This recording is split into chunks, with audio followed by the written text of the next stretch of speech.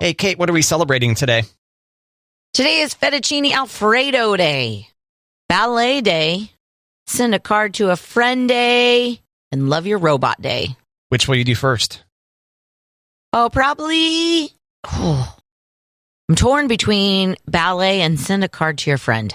I mean, it's what I call ballet is probably not what is the norm for ballet. Yeah. Because I don't think I can get up on my tippy toes, but I feel like I can plie, and I'll call that ballet.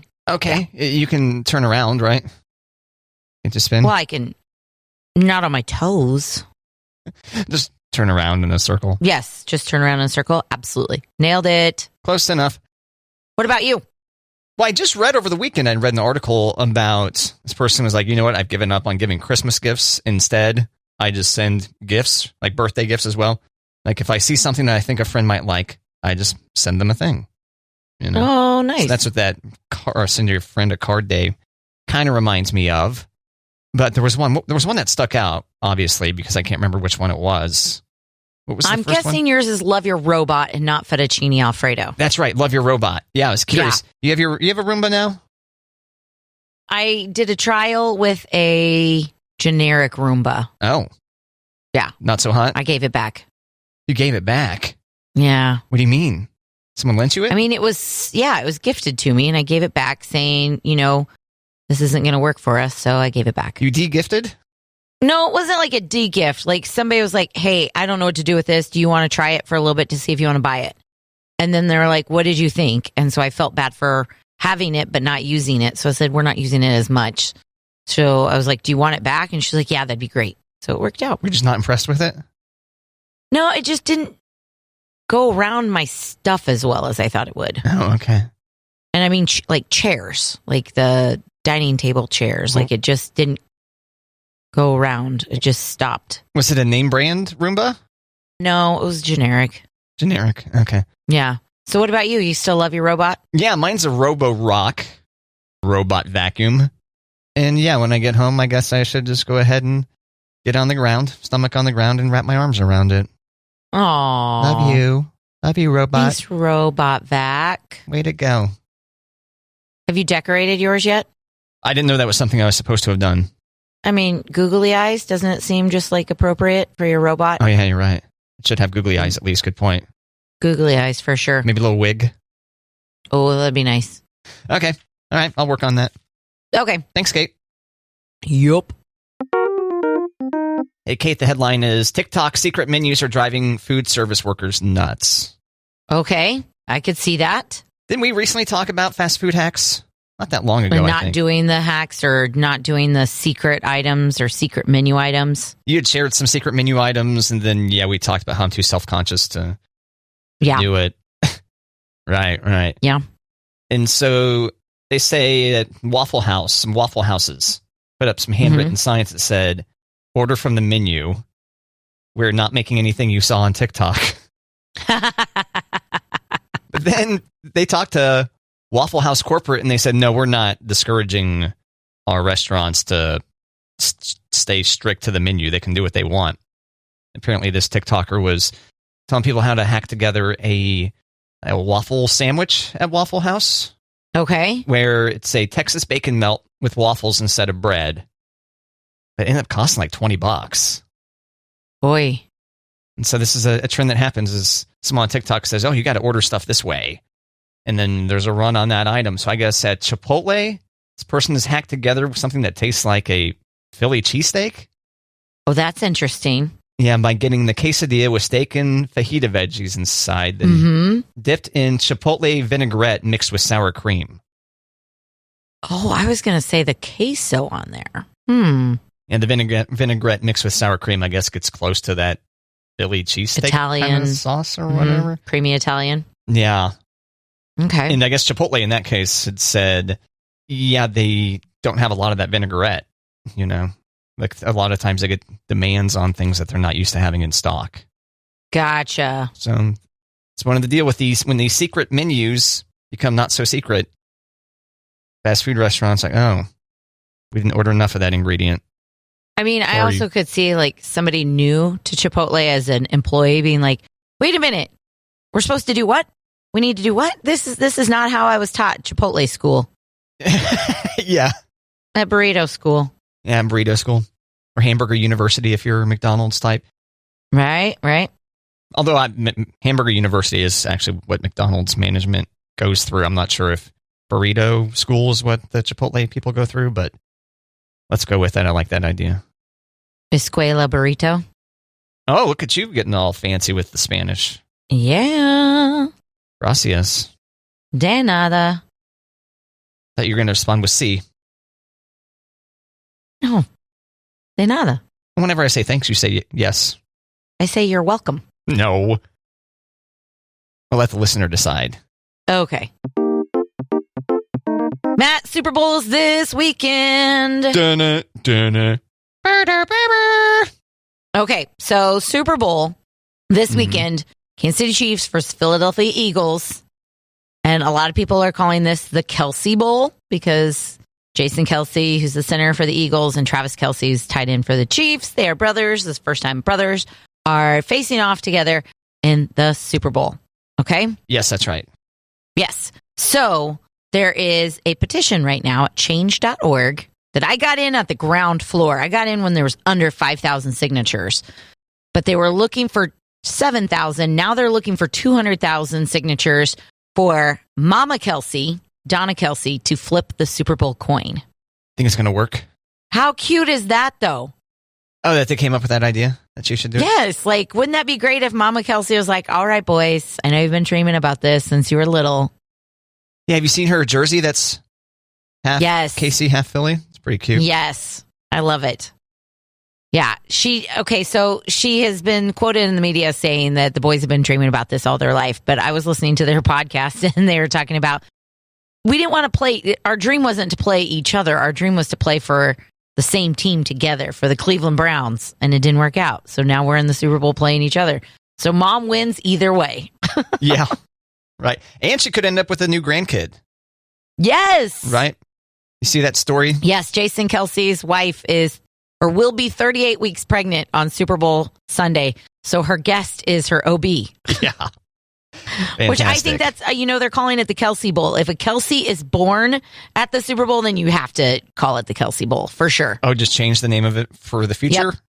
Yep. Just this year? The Kelsey Bowl. Oh, okay. Every year, Kelsey Bowl. All right. There it is. Kate, I'm getting excited for spring. Yay. Are you feeling it? Are you feeling like the more sunlight already? Like the sun's been around more? It's been up earlier and up later? Oh, absolutely. That alone has been enough. And then we've had some nice warm days recently. Mm-hmm. And I realized that, it's exciting that spring is coming. Probably my favorite season. Spring, summer, fall, winter. It's very easy for me to remember. But I wanted to point out that I didn't wear sweatpants for a decent bit over the weekend, and it reminded me that I needed to tell you, embrace the other listeners, that gray sweatpants season, enjoy the remaining days of gray sweatpants season, Kate. You're saying it's almost over. I feel like there's still a decent bit of time. There's some pretty cold days in like March, for example. Yeah. But gray sweatpants season. And for the unfamiliar, Kate, can you explain what gray sweatpants season means? Oh, come on. You don't want to? Well, you're the enthusiast, I feel like. I do love gray sweatpants season. Which makes me sound like Sally Perv. I think it's funny when dudes wear gray sweatpants when everybody can see what's under the gray sweatpants. Right. There you go. Is that okay? Yes, that's pretty good. And then I remembered that I had bookmarked an article to share with the show. The endearing cult of gray sweatpants thirst. Gray sweatpants season explained. And then the first sentence is, the joy of men in gray sweatpants, Kate. It just makes me giggle when I see dudes wearing sweatpants. And let me point out that my husband has 2 pair. And I'm like, are you wearing those to the basketball game? And he's like, should I not? I'm like, no. No, you should not. Those are just for around the house. Why are you depriving everyone else? I know, right? Now only I get to see you in gray sweatpants. Right. Only people eyeballing your goods. Your Under Armour. Yeah. Yep. So, and then this article points to a 2015 piece from BuzzFeed. Gray sweatpants are the most important things a man can wear. Was the deal. But then if you're looking on the internet, where this took, go back before even MySpace existed. And there was a story about, so there was a thread, a discussion board where people were talking about gray sweatpants and do guys know what they're doing when they're wearing them? More or less. And I can confirm, yes. Yes, we do. That's why I only buy gray sweatpants. They keep making them. That's right. They keep selling them. It's a good color, It's goes with a lot. It's like black. Goes with everything. Yeah. But unlike black, you don't have to worry about, they can be dirtier, more or less. You know what I mean? Mm-hmm. Yeah. So anyway, enjoy gray sweatpants season. There's still a good month left, right? There you go. Yeah. My eyes are up here. Remember that meme? Yes. Matt, they just had the Grammys the other night where Beyonce won the most Grammys out of everybody in the whole wide world. Did you catch that recap? Yes. Okay. From all the different years of Grammys combined. From all the years. Yep. Right. Mm-hmm. Okay. So I found an article about people that you'd be surprised who've never won Grammys despite being nominated multiple times. Okay. Yeah, lots of these people probably, right? Snoop Dogg, 16 nominations. No Grammys. Not a one. Not a one. Queen, 4 nominations. Katy Perry, 13 nominations. Backstreet Boys, 8 nominations. All right. Guns N' Roses, 3 nominations. Just 3. Okay. Beach Boys, 4 nominations. Nothing. Miley Cyrus, 2 nominations. No Grammys. It's a much longer list. That's the highlights. But sure. I was just kind of shocked that Queen. I mean, I'm not really surprised. Snoop Dogg. If you would have asked me if Snoop Dogg had any Grammys, I'd be like, probably not. But 16 nominations. Right. That's a lot to be nominated. Queen wasn't around very long. Right? It wasn't very long before Freddie Mercury died. I don't think. Well, he died in the 90s. Weren't they around in the 70s and 80s? Well, they're still officially around, actually, now that you mention it. They're still officially, yeah, with Adam Lambert. Right. As the front runner. Let's see. Yeah, I guess you're right. Good point. Yeah, Katy Perry had... Longer than... 13, though. No. Yeah, I'm impressed that she has that many, really. Mm-hmm. And then Beach Boy. Now, it's also kind of unfair because there are so many more categories for Grammys. You're right. Than there were when like the Beach Boys were in their prime. Right. For example. Best surf album. That definitely would have gone to the Beach Boys. Right. There's no like best video game song or whatever. Right. Yeah. They would have been all over that. All over it. All right, Kate, the headline here. Leonardo DiCaprio named snail-eating snake after his mom. What? Leonardo DiCaprio names snail-eating snake after his mom. Why would he do that? Well, to be clear, it's not like his pet. Right? Okay. It's a whole new species. New species of snake. Okay. His mom's name is Ermelin. And this new species of snake is now called Sibin Ermelin DiCaprioi. It's a snake that forages for snails and slugs on palm fronds, trees, and shrubs, eastern Panama and northwestern Colombia. And just rolls right off the tongue, doesn't it? Yes, it does. And because Leonardo DiCaprio is so involved environmentally in wildlife preservation, conservation, and all that stuff, he got the ability to name a snail-eating snake after his mom. I bet you she's like, thanks for taking me to the Oscars. And, oh, yes, thanks for naming that snake after me. Yeah, it's very, very sweet. So, yeah, when he goes to award shows, he brings either his mom or like a 20-year-old? Right. Is that how it works? Mm-hmm. Okay. Sometimes both. Sometimes both? Yeah. Oh, why not both? Why not? I mean, he's DiCaprio. He gets a couple of tickets. That guy. Tell you what. Gets a couple of plus ones.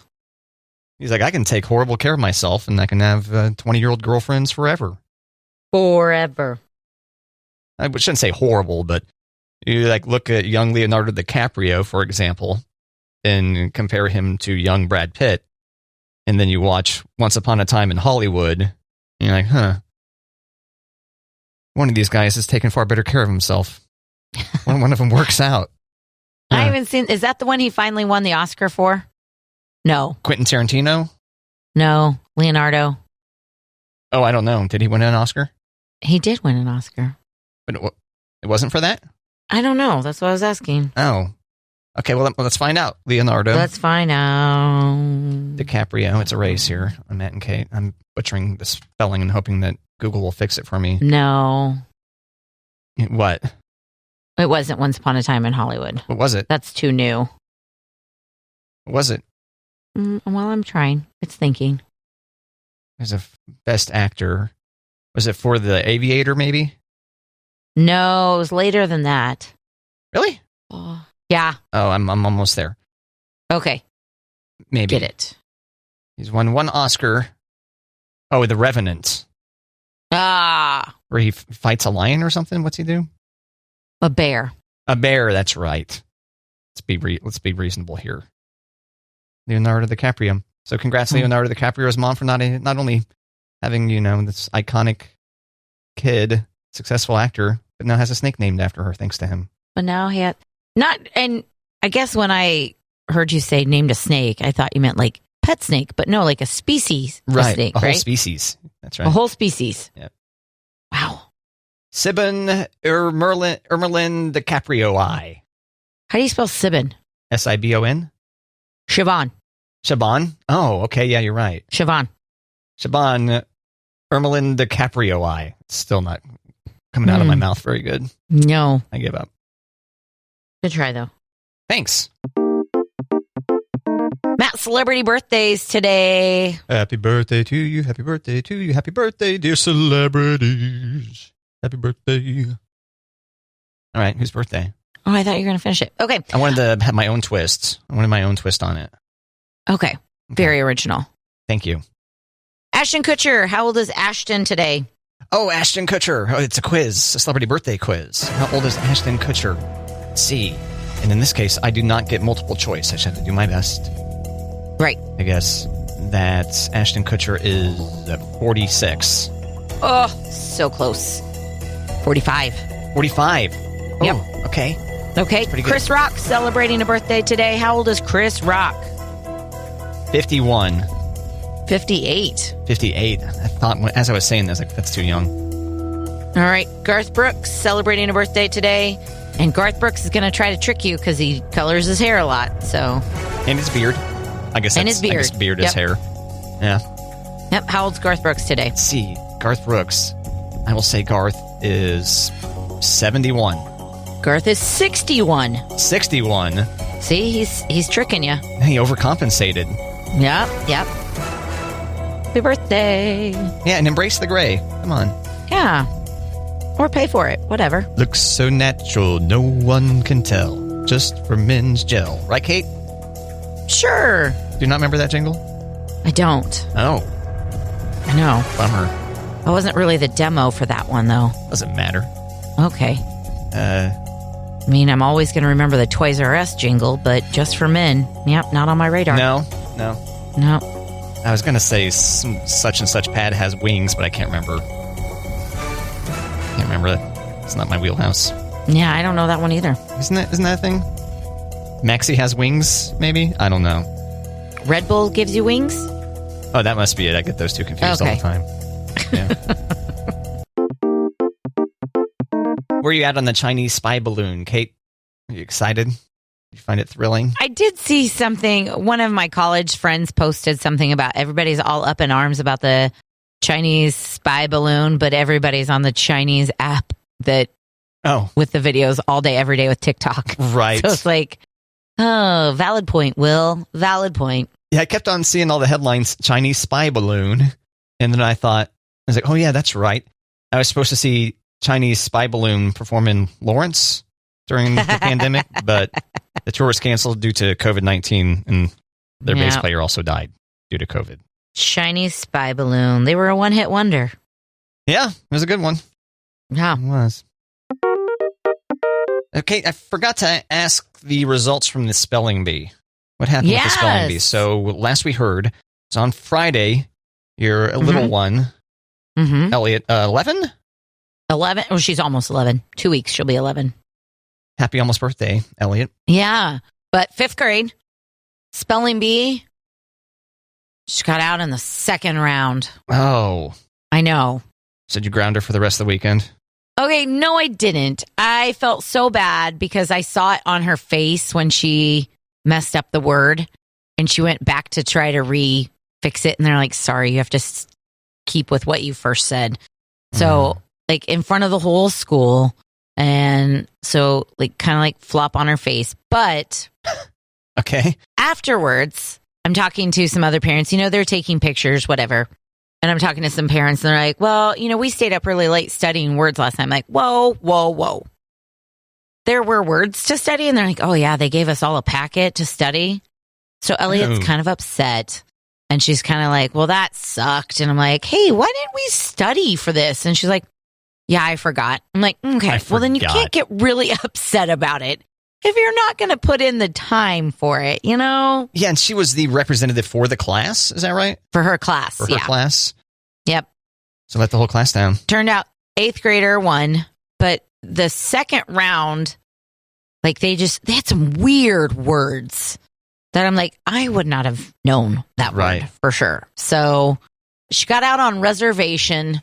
And it was funny. She was like, I'm never going to not know how to spell reservation. I'm like, nope, you sure won't. You will always remember how to spell that. But as she said it, she knew that she butchered it. Mm-hmm. She forgot the S-E-R. So she was like, R-E-S-E-V. No, R-E-S-E. Yeah. Okay. And they're like, sorry, you have to stick with what you were saying. So shoot. Yeah, but it was kind of fun to watch. Did they play like a Price is Right? No. Fail noise when no. Okay.